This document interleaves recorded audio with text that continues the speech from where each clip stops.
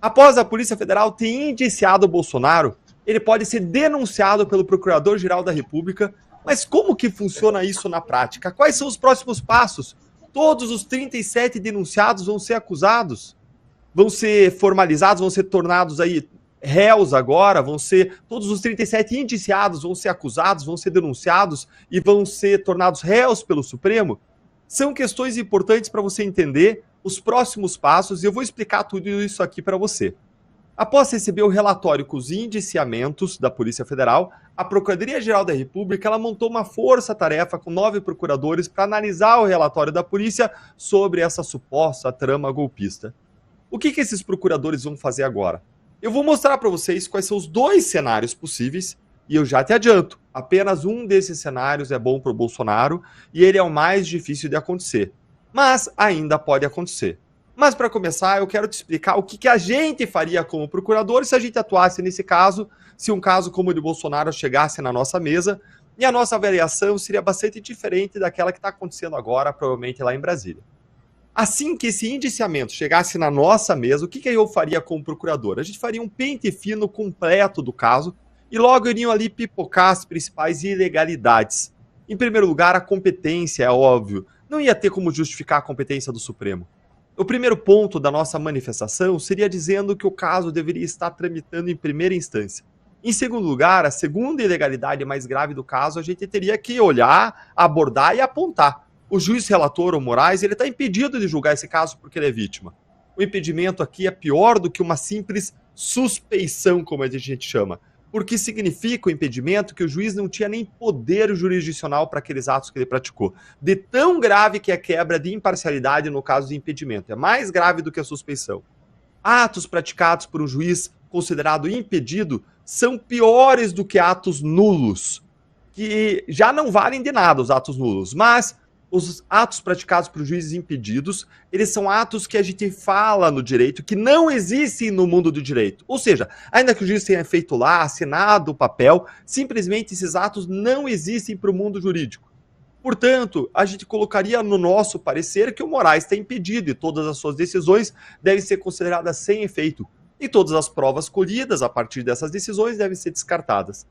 Além disso, a gente diria que a delação do Mauro Cid, que baseia grande parte da investigação, também deveria ser anulada, já que foi homologada por um juiz sem competência e impedido.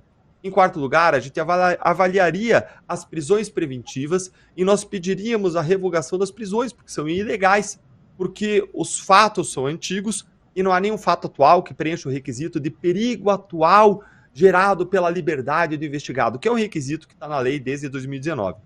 Soma-se a isso que também foram prisões aí decididas por um juiz impedido, o que também torna essas decisões um nada jurídico. Resumindo, a gente pediria aí a desconsideração ou anulação inteira do caso e das provas colhidas ilegalmente e, depois disso, se sobrasse alguma coisa, isso seria enviado para a primeira instância do judiciário, onde esse caso teria que começar do zero, mas pelo menos ainda seria respeitado, a partir de então, o devido processo legal. Isso é o que eu faria numa atuação totalmente técnica, apartidária, segundo a lei. Depois de dizer isso, eu vou te falar agora quais são, rapidamente, os 2 cenários reais que podem acontecer lá na PGR. O primeiro cenário é o cenário mais positivo para o Bolsonaro. Nesse cenário, o PGR vai escolher para essa força-tarefa procuradores reconhecidamente técnicos e vai dar para eles liberdade para eles atuarem segundo o que eles acharem certo, segundo o que a gente chama de convicção, segundo a convicção deles, atuando de maneira técnica, legalista, e aí eles vão provavelmente agir como eu agiria. Mas isso é praticamente um sonho de tão difícil de acontecer. Basta lembrar que o Gonê foi indicado por Lula depois que o próprio Moraes e o Gilmar Mendes fizeram um lobby, uma pressão no Lula para que ele fosse indicado como Procurador-Geral da República, o Gonê, né? O segundo cenário é um caminho bem mais provável. É o cenário do PGR escolher procuradores que podem ser mais ou menos técnicos, mais ou menos alinhados politicamente à visão do Moraes, mas dando para eles agora um direcionamento que é político, do próprio PGR, do tipo: eu quero que vocês digam que não tem ilegalidade, defendam isso, com os argumentos que vocês acharem. E no mérito, eu quero que vocês sustentem que houve sim crime de golpe de Estado, atentando ao desejo do Moraes e do Supremo, então busque argumentos técnicos para defender isso. Aí os procuradores alinhados politicamente vão fechar os olhos e vão dizer missão dada, missão cumprida. Até parece que eu já ouvi isso em algum lugar lá nos tribunais. Agora, até os procuradores bons, que são técnicos, eles podem acabar se submetendo e fazendo isso que o PGR pode pedir, já que eles estão ali numa função de assessoria do PGR. Eles não têm autonomia. Nesse caso, quando o PGR atua e chama procuradores, é ele quem define a linha de trabalho, não é um trabalho do procurador em que ele atua com aquilo que ele chama de independência funcional, com autonomia, segundo a sua convicção, segundo ele acha certo. Não, não, não. Quando é o Procurador-Geral da República que designa ali membros de uma força-tarefa de assessoramento a ele, essa força-tarefa vai ter que cumprir ordens do PGR, porque o caso é do PGR. É diferente daquela força-tarefa da Lava Jato, que aí era um procurador da primeira instância que era o responsável pelo caso. Não, agora é o próprio PGR que é responsável.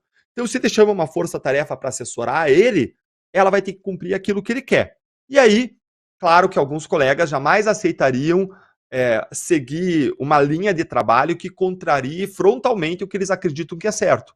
Mas alguns podem achar essa opção atrativa, quer para trabalhar lá na PGR em Brasília, quer porque vai agradar o Supremo, o estabelecimento político em Brasília, a imprensa. Isso pode favorecer a progressão de carreira, pode aproximar essas pessoas do núcleo de poder, não só na PGR, mas também em Brasília, elevando aí a sua influência. Agora, nesse segundo cenário que eu mencionei, do PGR ditando as regras, dizendo quero que faça, quero que aconteça, não é impossível que algum assessor, até mesmo, algum procurador assessor, peça para sair em algum momento por achar errado o que o grupo está fazendo. Isso é possível que aconteça, e se acontecesse, se o PGR, infelizmente, seguir uma linha mais ali política, mais de tal caminho, é possível que aconteça, e se acontecer, seria muito positivo alguém sair e dizer, não, tá errado, eu não concordo. Isso seria bom para o debate público e para a gente poder trazer à luz, claro, o que é certo, o que é errado nesse caso. Então, depende muito do perfil dessa força-tarefa e de quanto que de liberdade o PGR vai dar para esses procuradores, o que vai acontecer.